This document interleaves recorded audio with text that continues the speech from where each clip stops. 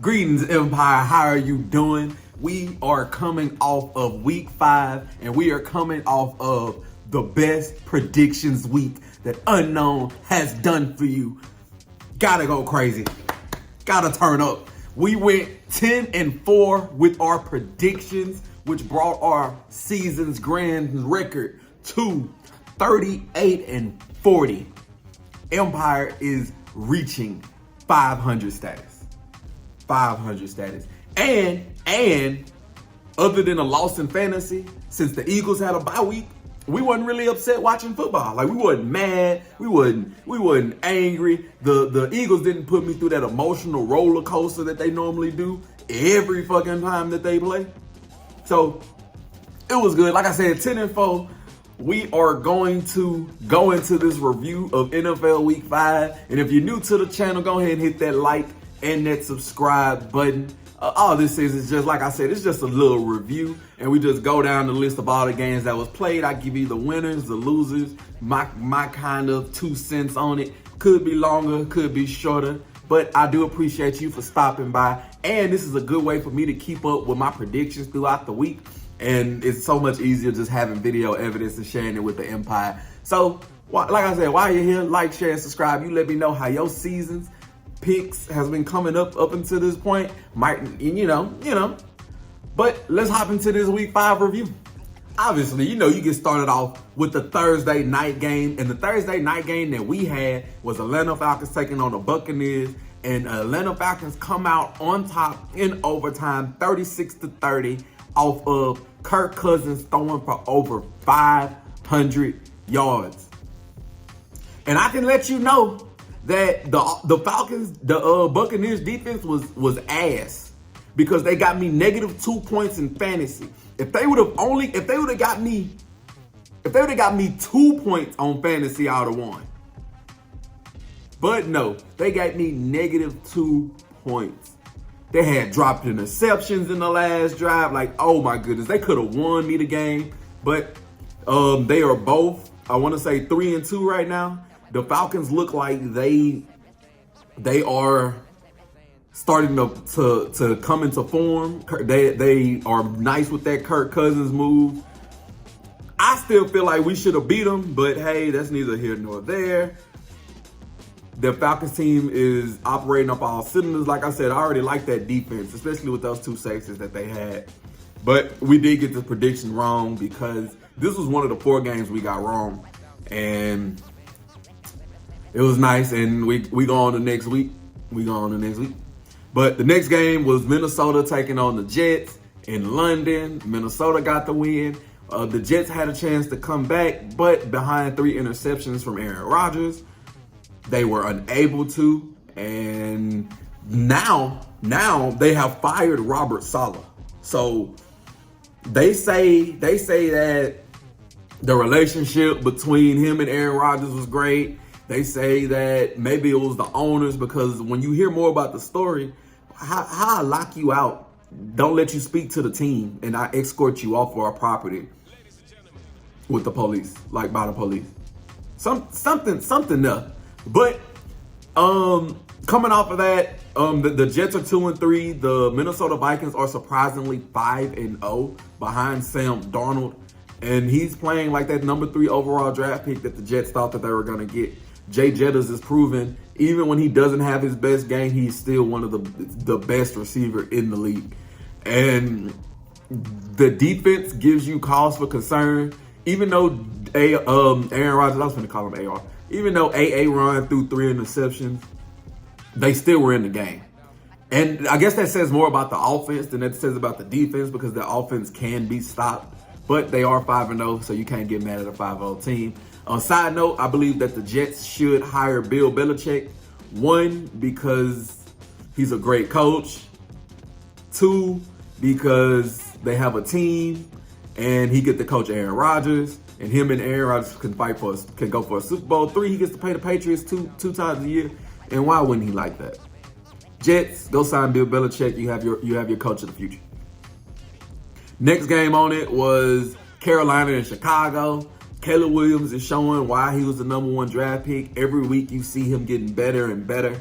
And I told you about the Panthers No quarterback change is going to be enough to make that team relevant, to make that team good, because that team is dysfunctional from top to bottom. But they lost here. And Baltimore versus Cincinnati. Baltimore wins it in a close game in overtime. They win it by 3, and they go to 3-2. They have won 3 in a row after starting off 0-2. And the Bengals are now 1-4, with the chances of them making the playoffs slim to none. Now, they're in the right division for it. We thought the AFC North was going to be a little bit stronger, especially with the way the Steelers and stuff started out. But the AFC, I don't know what to think about the AFC.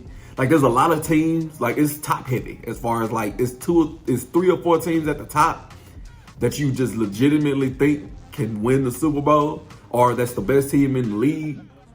And then it's the rest. But here, Cincinnati loses to Baltimore behind 300 passing yards from Lamar Jackson. We have over 80 rushing yards from Derrick Henry. He did bust out a 50-yard run in overtime to basically seal the deal.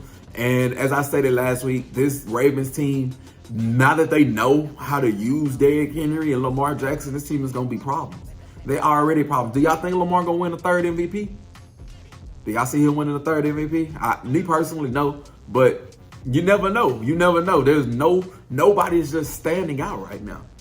Next, you have Miami and New England. Empire. I should have just went with my first mind. To bet against New England in all shape, form, or fashion. And then we would have been 11-3. But I went with my heart again. No, I didn't go with my heart because I saw what Tyler Huntley showed me last week. I seen that with my own 4 eyes. I seen that. And there was no way that they should have beat the Patriots. But I forgot, ever since Tom Brady left, the Patriots gonna do Patriot stuff. And they suck. But they have gone to Drake May, which I think is a good and bad thing. Bad because that offensive line is awful. They don't have a receiver for him to throw the ball to and be a security blanket. But it's good for him to get those reps. Hopefully he can stay healthy behind that line. The Dolphins, I think, are 2-3. And the Patriots, I want to say, are 1-4. So 2 teams in the AFC East that you just don't really have much hope for, at least at this point, because 2 is not here for Miami, and the Patriots are dysfunctional. We have Cleveland losing to Washington, and I said it last, Jaden Daniels is the real deal. I am scared of him being in that NFC East, but in the same breath, I can say that the Washington hadn't really played anybody. I can say they really haven't played anybody. But we're going to continue to monitor that situation. Deshaun Watson is overrated and overpaid. That's all I can say about the Browns. Jacksonville got their first win of the season. Is it their first win? They got their first win of the season against an Indianapolis Colts led by Joe Flacco. Again, 2 bottom feeders in their division. That's behind the Houston Texans. So what are you going to do about it? We got Houston winning at the end of regulation with a field goal, 23-20 for Houston to beat Buffalo. Buffalo drops 2 straight against 2 powerhouses in the AFC. So it's kind of like, once you go against the better teams in the AFC, do you just fold? They need a number 1. I think that Buffalo should be one of the first teams, if they haven't already called, to call Devontae Adams. They should have been calling Devontae Adams before he even demanded a trade, because Josh Allen needs a number 1. Josh Allen needs a number 1. And Houston, even if Nico Collins got down, they have too many weapons. Too many weapons. Joe Mixon will be back. If Nico Collins is out, he's not going to be out for too long. They still have Tank. They still have Dalton Schultz. They still have Stephon Diggs. They still have Cam Akers at the backfield. And no matter what, they're led by D'Amico Ryans, so their defense is going to be astronomical. And C.J. Stroud is already proven he's a top-tier quarterback, so there's no problem. But the Buffalo do need to beat a good AFC, a good team in general, in order for them to get a little bit of respect this year. We got Denver beating Raiders. As I stated, the Raiders are on the downhill spiral at the moment, probably until Devontae Adams get traded. And Bo Nix and Sean Payton has the Broncos on a 3-game winning streak, making them 3-2. He is not lighting up fantasy. He is not winning any bets unless you are betting the unders on him. But he is getting the job done. The connection between him and Cortland Sutton is getting stronger. And if they can just continue to grow, they can be probably like a binge-worthy wild card. They're going to be fighting in that 7, 8, 9, that 7 seed. They're going to be fighting for that 7 seed because that defense is great. They have 2 shutdown corners that you can line one-on-one with and tell them to play man, and they get the job done. But the Raiders need a new quarterback. They need a new defense. Something. Arizona beating San Fran. I told y'all. People was crazy. You think Arizona gonna beat the 49ers? Yes, I do. Yes, I did. And yes, they did. They beat the 49ers. The 49ers not looking like the 49ers. Brock Purdy is playing okay. But that team as a whole isn't firing on all cylinders like we're used to them doing, at least for the last 2 years. Ever since Brock Purdy has taken that starting job, we have used to them being a well-oiled machine. Now that C-Mac gone, that make their offense a little bit more, undynamic. Even though Mason in the backfield is doing everything, and you still got Fred Warner and Bosa and stuff on that defense, something's just not right with the team. And Arizona was able to pull off the upset because Kyler Murray is still a number 1 overall pick. So put some respect on it. I don't know who's gonna win that division. I honestly don't know who's gonna win that division. But we got Arizona upsetting the San Francisco 49ers. We got the Green Bay Packers beating the Los Angeles Rams. We have the upset of the day, at least to me, the Giants beating the Seattle Seahawks. Come on, Seahawks. Come on, what you doing? What are you really doing? But Giants beat Seattle. Malik Neighbors, I don't know if he's out or he's going to be back, but hopefully all is fine.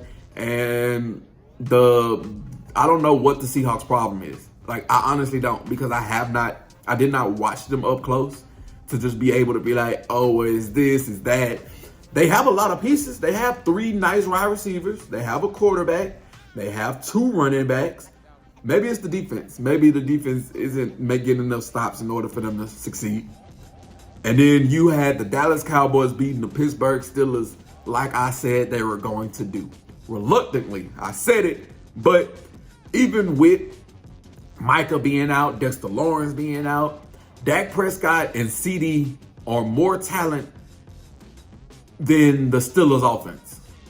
CD is better than any receiver on the Steelers, and this isn't a comparison type ordeal like that, but I don't know.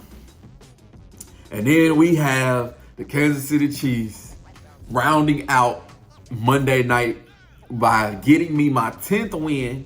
Patrick Mahomes stays undefeated, and we got a Travis Kelce sighting. Derek Carr is going to be out for a couple weeks, so hopefully you Saints fans, you be okay.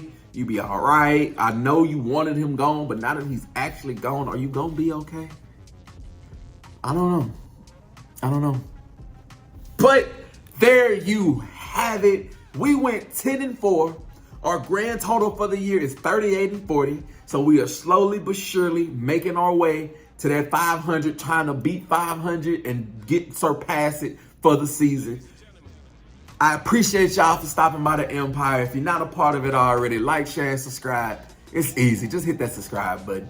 Thank y'all so much for tuning in. You let me know your predictions. Let me know your review, and let me know who your team is. Speak to me in the comments. I appreciate you. Enjoy this football season. Until next time, I'll see you when I see you.